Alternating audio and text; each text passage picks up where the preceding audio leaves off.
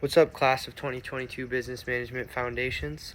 My name is Nick, and on behalf of my group, I'd like to present to you this amazing video that'll inform you about the different techniques, different strategies, and different things you should do during and before and after an interview, because almost 50% of people fail during their interviews, and only 36% of people will get the job after their interviews. So if we can give you a little bit extra percentage in those, I would call not pretty good odds of getting a job, if we can give you better percentages and ways to help you get the job and get your life going, then we will, and this is how we're gonna do it. Hey, let's go. You got this. You're the best speaker ever. Stay true to yourself. Be confident. Just do it! Don't let your dreams be dreams. Yesterday, you said tomorrow, so just do it! All right, so in Amy Cuddy's TED Talk, she discusses how important it is to fake it until you make it. And that basically just means, like, even if you don't think you have the ability to do something, if you can pretend that you have that confidence, you can get through things. So the whole idea is to pose or like just stand powerfully in front of a mirror or somewhere you can see yourself to build up that confidence for your speech. Caitlin is now taking the time to write a follow-up email after the interview. Thank you for taking the time to interview with me at Target. It was a pleasure speaking with you and learning more about the sales position. I was very interested to learn about your leadership roles. I'm very excited about the prospect of joining your company. Please advise on the next steps on whether there is anything you need from me in the meantime. I look forward to hearing with you. Thank you, Caitlin. Nice. Making a positive impression post-interview is crucial to success. This may include a simple email or phone call to your potential employee to express your gratitude for their time. A survey conducted by Top Resume confirmed that a job candidate's thank you note or lack thereof impacts their chances of landing the job. When asked after interviewing a candidate, does receiving a thank you note / email impact your decision-making process? 68% of hiring managers and recruiters replied that yes, it matters. In fact, nearly 1 in 5 interviewers have completely dismissed a candidate because they didn't receive a thank you note or email after the interview.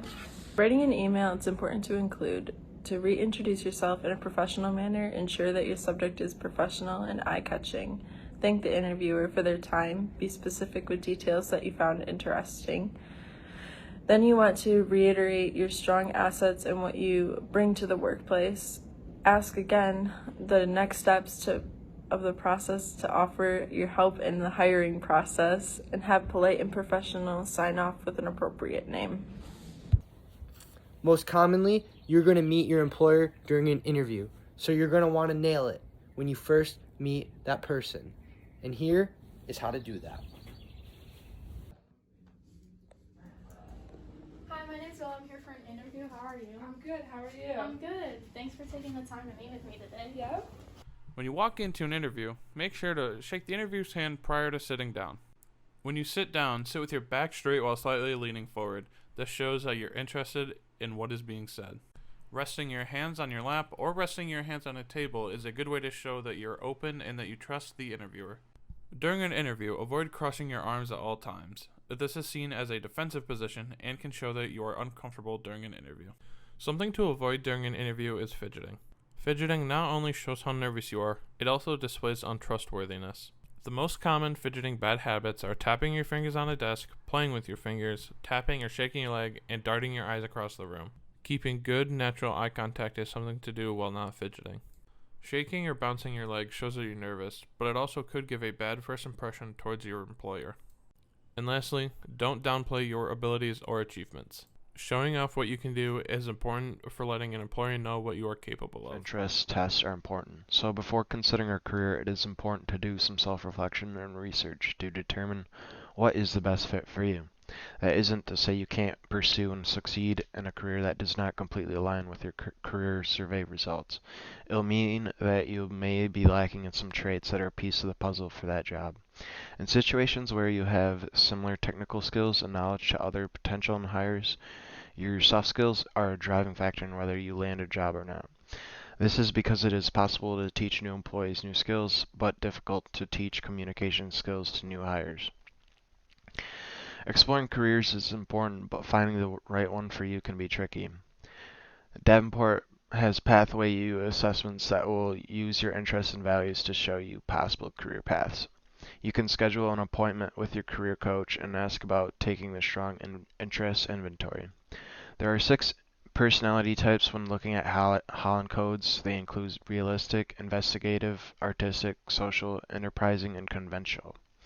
Some personal surveys that you can take on your own are the ONET Interest Profile, Kingdomnality Personal Preference Profile Test, the Learning Style Quiz, Personality Lab Quiz, Extroversion or Introversion Test. Before an interview, it is crucial to dress the part. There are many different ways you can dress for an interview, and there are many wrong ways you can dress as well.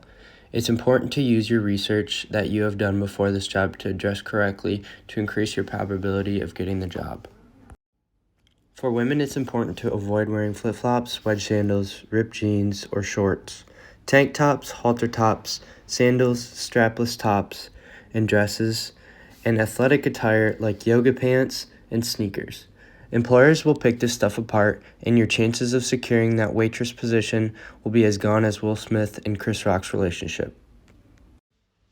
When dressing for an interview, females should wear dress pants, pencil skirts, knee-length dresses, blazers, neutral or light-colored blouses, sweaters, cardigans, tights, and suits are all acceptable forms of interview attire. For men, it's a little easier to dress for an interview. You can typically wear a nice jacket, a suit depending on which job you're interviewing for, nice jeans, and a button-up, or appropriate quarter zip. Avoid wearing athletic clothes unless you're interviewing for a job where that is typical work attire. Sweats you should avoid.